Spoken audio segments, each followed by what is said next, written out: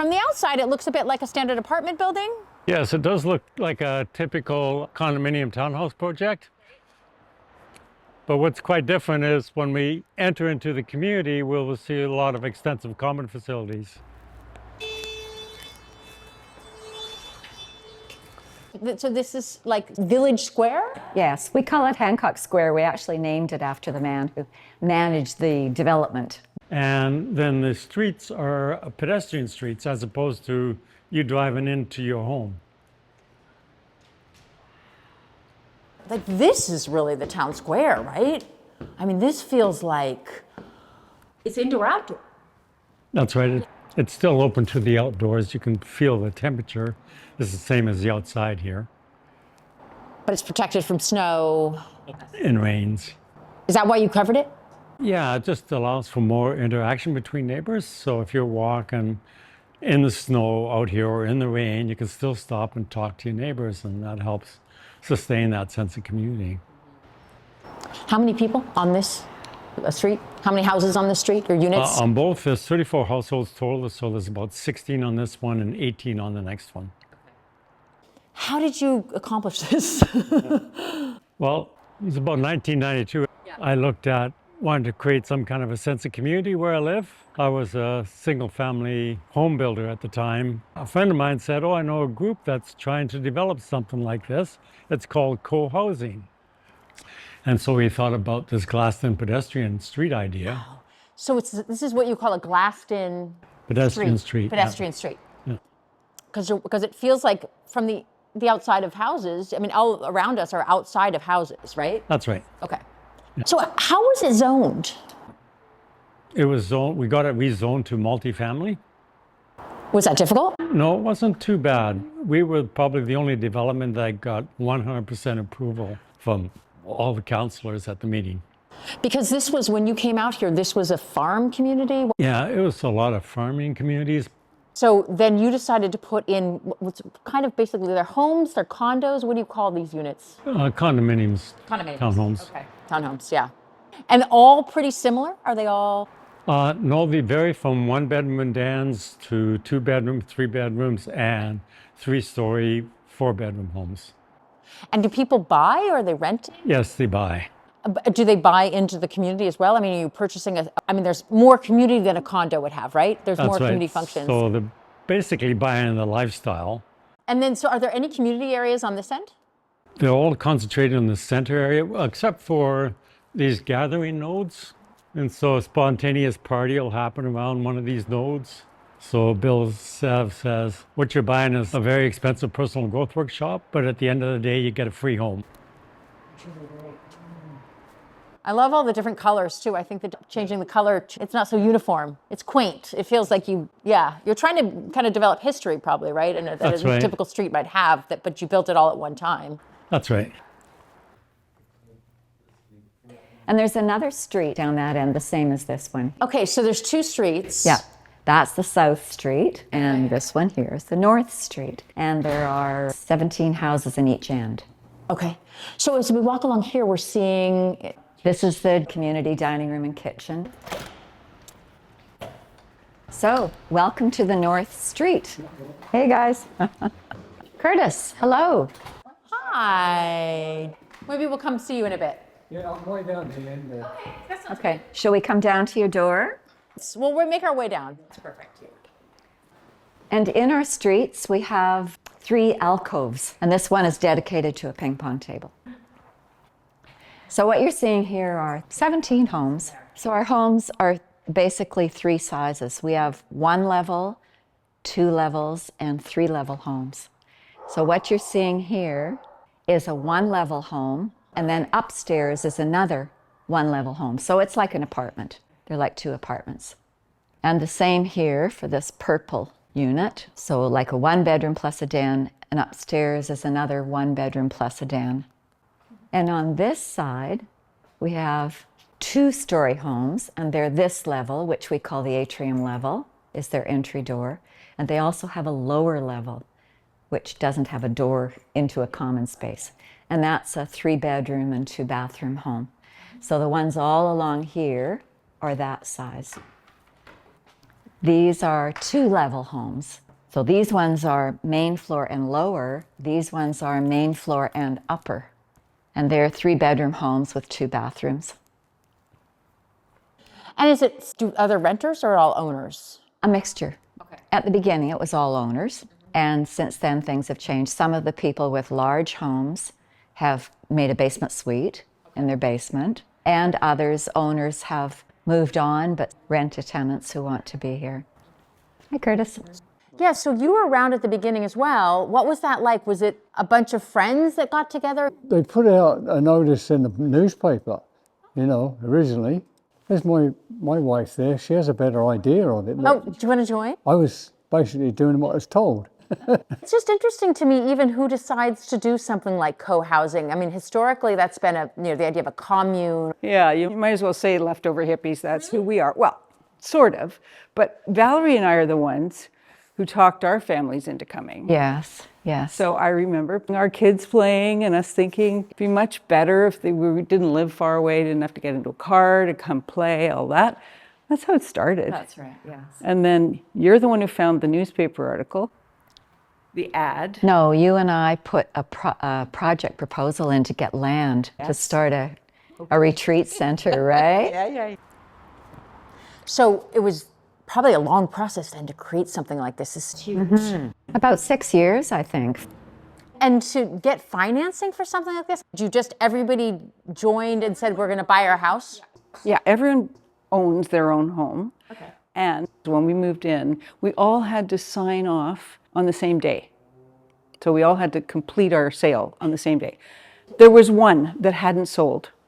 So nobody could move in, nobody could complete. So passed a piece of paper around that circle, write your name and an amount that you could put into it. 20 minutes, we had it. So really all you were doing was saying, let's all buy our house at the exact same time in the same place and you could build. That's right. The idea of it really, to me, was about the village that I grew up in. Yeah. All the relatives lived close enough, they dropped into each other's houses and that kind of thing. Yeah. And that was not going to happen living in an urban setting. There used to be community in the Vancouver area too. I grew up in Vancouver and all the families on the block knew each other, didn't used to get together. But when after getting married and having kids, we lived there for 17 years and I barely knew the names of my neighbors. It was a lovely house, but there was no sense of community. And I mean, a project like this, because there's a commitment to building community besides the building. Like in parallel with the building, the community is built. And this is part of what creating community, right? Because there's all the doors kind of face into the center. Yeah, we see a lot of each other. Even, waving through, these are kitchen windows. Usually the typical home would have the kitchen at the back of the house looking out into the backyard. But we've got our kitchens looking out onto the main community street. So there's a design that's intended to support community interaction. This is a kitchen. That's a kitchen window there, kitchen window there. That's right. They're not directly opposite, they're staggered. Yes, yeah, good point. So you can look across, but you don't have to. Yeah, look make eye contact. We moved in when my son was 10. He is the kid who fought us tooth and nail. You cannot leave our neighborhood. Very mad. Moved in, still here. Yeah. Married, now his children are here. And he bought next to you or nearby? Or... Same house. The upstairs, downstairs. Yeah. 3-floor house. 3 generations. This is another alcove. This was my son's birthday alcove. Which birthday was it? Well, his 10th, which means 27 years ago. Now he's living just right in here. the purple? Yeah, this is our place. I'm in the basement, Okay. the ground floor, and Russ and his wife on the main floor and the top floor. Yeah. This is crazy. So all the homes have basically the same as this main level. So if it's a 1-floor, 1-story home, this is what it is. This is my office. It was originally considered the master bedroom. Okay. This is the largest size unit. And so we have 2 more bedrooms and a bathroom upstairs and 2 more bedrooms and a bathroom and a TV room downstairs. So it's basically a 5-bedroom, 3-bathroom home, and yet it's a small footprint. It goes right through. Oh, It's like, Yeah. sure. So you have a 3-story unit, so it goes down. That's right. And everybody has a little private backyard. So the units are about 25 feet wide, and the backyards are 25 feet wide and 25 feet deep. And only the homes on this side of the complex have their own backyard. On the other side of the complex, they're very close to the creek. Okay. So they have a little deck off their living room that looks out into the forest. And I love my deck, and on summer days when it's warm, my neighbors and I sit out here almost every night and watch the moon come up and watch the bats and the birds and everything. It's just a wonderful thing to be able to socialize with your neighbors.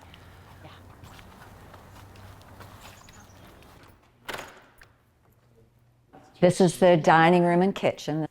So there are a lot of potluck dinners that happen, and we have big birthday celebrations. We've even had weddings here, and so this kitchen gets a lot of use.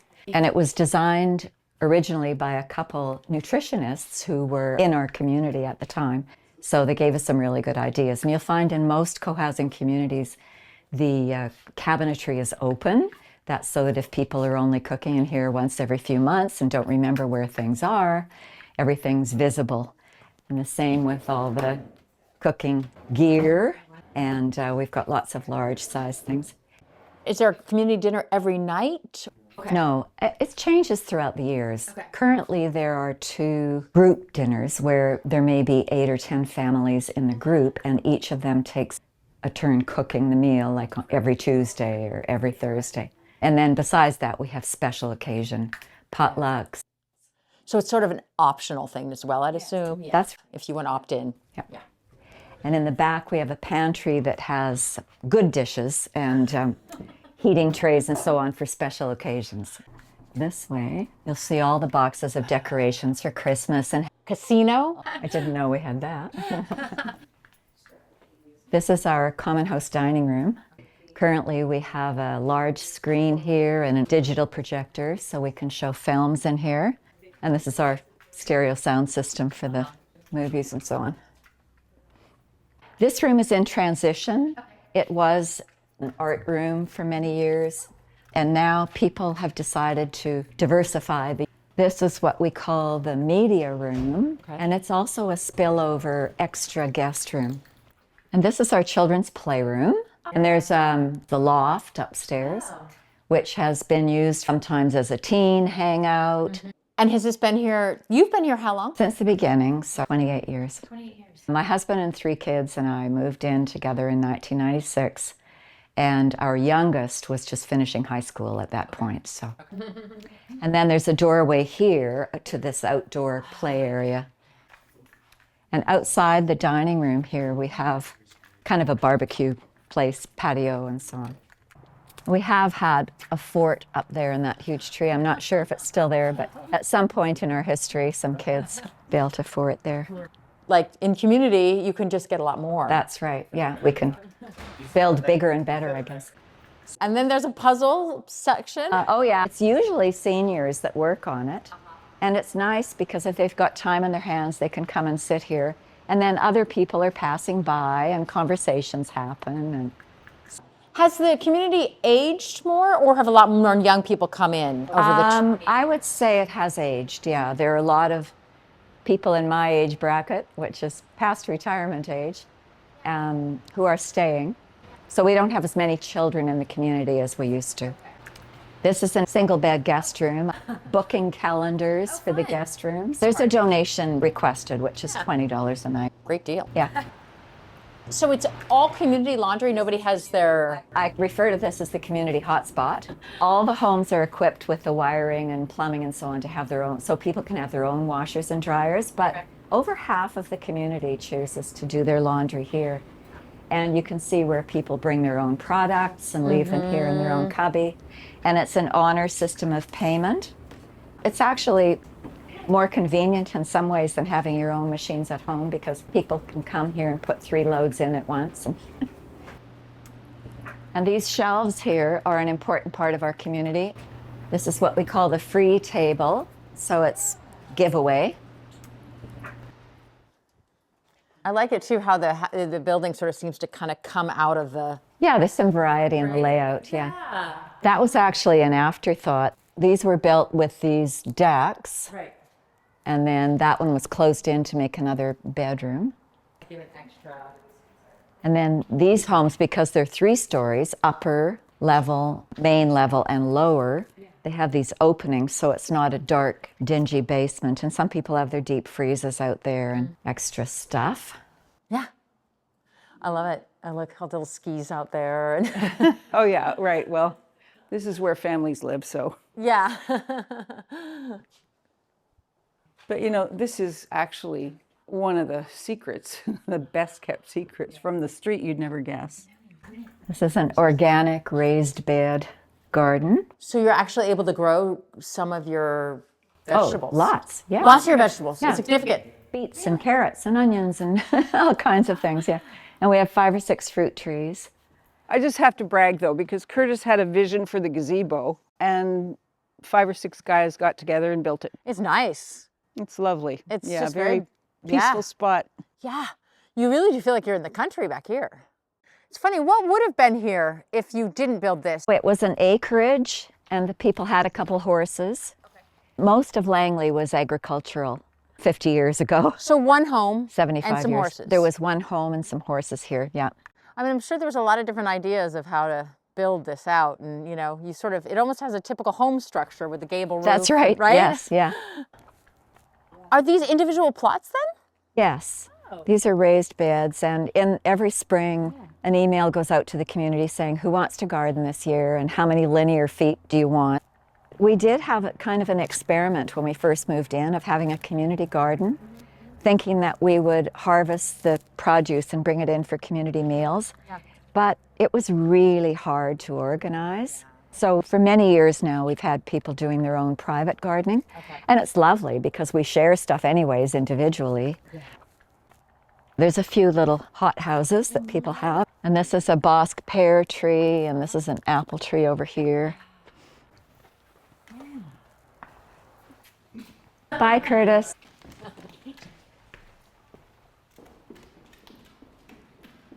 Hi, Dave. Hello. We'll actually let you go down first because we might be a bit slow. So okay. You know everyone's name. Should we go down? Yes, of course. Okay. But I mean, there's a fair number because there's 32 units and there's not just one. Oftentimes there's That's several. right, yeah. So this is our basement street. It's a kind of a catch-all area for some things. One of our old members used to say, the basement is like the subconscious, you know, you don't expect it to be perfectly clean. But, you know, somebody in this space that was kind of desolate has created a Zen garden, which is quite beautiful. Right. Wow.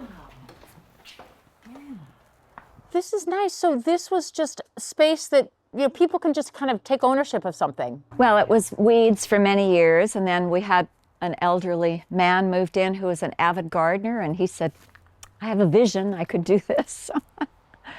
So yeah. People are allowed to sort of suggest something and then you vote, or? Everybody, yeah, we vote basically. We don't call it voting, but. What do you call it? Decision making, or, yeah. Yeah, because it's still a community. Well, I mean, consensus is still the heart of it. I know it's not quite as pure here as it used to be, but it was built on by consensus. Consensus decision-making process, yeah. You talk Real consensus. You talk until everybody's on board, yeah. That's not easy. No. You know? And that was one of the things that impressed me. Oh, really? Yeah, I was a teacher. I was always the smartest person in the classroom. And I had no experience with group decision-making where everybody was an equal. So lots of refrigerators, actually. Freezers. Well, yeah, there are a couple fridges too, extra fridges, you know. Oh, and this is Curtis's basement suite. It was just all renovated and made lovely, so. Come on in. Oh, great. Thank you. So this is the lower level of that 3-story building. So there's a kitchen here. So this is new. So this was just a storage closet. It was the laundry room because the washer and dryer would go there. So the plumbing was there already. And we just made a sink out. Because we have a community laundry. We don't need individual laundries. That's part of the sharing. So this was just the downstairs of your son's place. Yeah, well, our place, yes. You know, there was an extra bedroom down here, but it wasn't a self-contained unit, which now it is. So yeah, I mean, this whole space was just an empty shell when we moved in, and we've edited over the years, but you know, so there's a little living space, office, dining space when it's not covered with my stuff, bedroom. So this is like the suite kind of, yeah. Now it's, So it used to be a basement, or it was? yeah, it had a bed, yeah, bed and a little living space, but we've expanded it to suit our needs now. Who slept down here before? Oh, we did. Yeah, well, as the teenagers became grown-ups, we kept the middle space as kind of neutral space, so there's a kitchen, living room.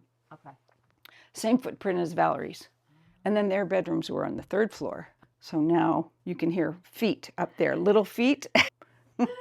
That's the signature of the new space. And it doesn't connect anymore. It probably used to? Oh, sure. No, this is the upstairs. Oh, it still connects. Yes, this is on the way upstairs. There's still, Up to the main floor. yeah, that goes up to the main. So if you wanted to go up and see your grandkids. Oh, and they come down. Okay, really? They come visit. Of course. Yep. It's great. Community within community. Yes. That's right. All the benefits. Oh yeah. Oh, that's a jewel. What do you have in there? It's full of a lot of things. Yeah, well, there's all the tools laid out. They're easy to find when I want to work on the bench. I'm a fix-it guy. You're the fix-it guy in the place, right? Yeah. So I had somewhere to put all my stuff, right? You know, plugs and switches and power supplies, dowels and wedges, bit of plumbing, you know, odds and ends, hinges. And this is like, what was this before? Well, this was just part of the big room. Okay. We had this wall put in because I needed a workshop. Curtis is a former industrial electrician, so he is a very valuable person here. Bye. Good night. The next community hotspot is our underground parkade. So it's important to have indoor parking in the winter sometimes? Yes. Yeah, it is. And we didn't want to devote a lot of our building space, you know, to having all the parking up top, so. There's a lot of canoes. We were just talking about that. We've got one here that nobody knows who owns it, so we might have to get rid of that soon. And we have lockers. Each home here is assigned a locker for storage space, you know, for Christmas trees, decorations, or... Kind of like your garage. Yeah, that's right. And I'm going to show you a little secret here behind this locker door. Big workshop. Oh, wow. So we decided to we took up 3 parking spots and used them to build this community workshop. And this is for, what would be people doing in here? Anything that needs repair in the community, as well as people's private interests. People have done bicycle repair in here. We actually built the countertops and everything for our community kitchen in this workshop. And if people are doing renovations.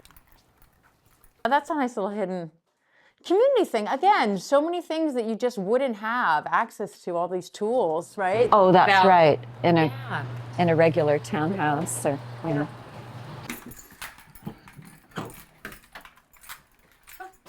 So the cleaning is done in community. We've actually hired a couple of our community members to do cleaning of the common areas. Yeah. It's easier, isn't it, than just trying to get people to sign up for a day? Yes, that's right. Yeah. And they know what they're doing and so.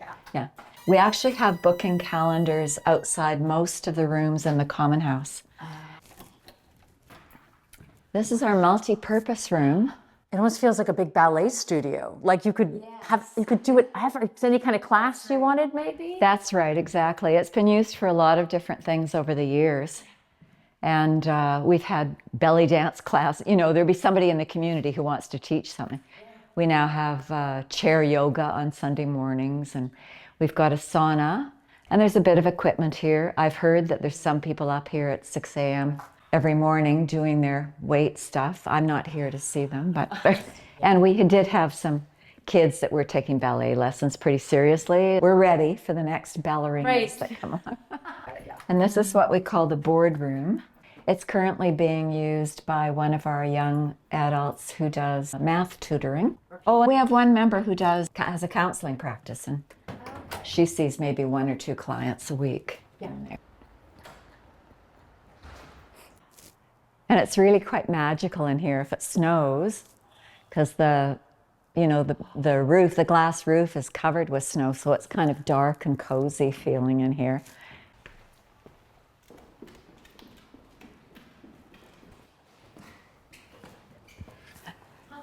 We started off with 3,200 square feet, our dream home overlooking the valley that we built ourselves as a family.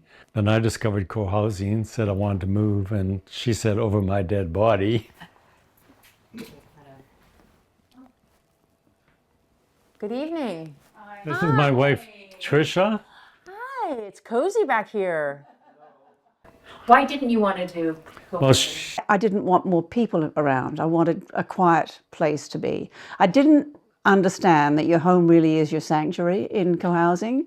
So if you want to have quiet time, you just stay in your house. And if you want to have community, you have a choice, which is nice. And actually, I spend a lot of time in community, but I need my quiet time too.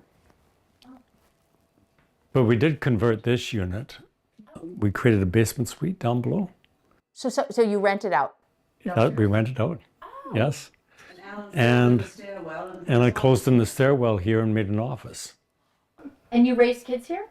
We had a teenage son when we moved in. But then we've since had grandchildren that lived here, and that's beautiful to have grandchildren here because they just come traipsing down the street, knock on the door, hi, grandma, grandpa, and stop in for a breakfast or a lollipop or just to play. And our first granddaughter here, we raised her quite a bit when the parents were both working. The nice thing about living in cohousing, if you're looking after children, whether you're a parent or a grandparent, is that it's not as hard work because you've got all the common spaces, you've got the other children, you don't have to go anywhere for them to play somewhere. And it's safe. They can be just down on the common house, playing in the playroom, visiting friends. You're not having to be doing the entertaining the whole time.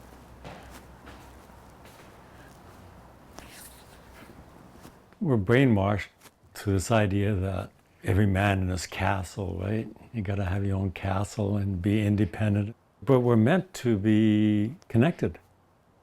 That's a nice casual place. Sometimes we'll have parties that'll just automatically start happening in summertime. Or like some people start bringing their lunches there and other people joining them. Hi, Rick. How was work? Not bad. Good to be home. How are you guys? Good, how are you? Good. Yeah, it looks like a great place to live. Is it? Yeah. So, I've never lived anywhere longer. Really? No. How long have you lived here? I don't know, 20 years? Yeah. Wow. 20 years? Did you expect to move into co-housing and?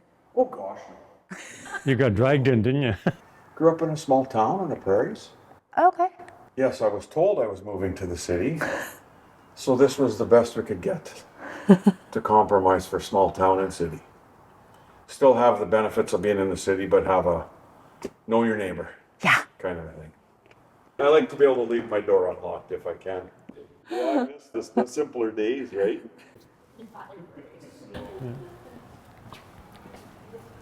You could be in this size of a community with 34 homes in a setting where you didn't actually know each other that well. Yeah.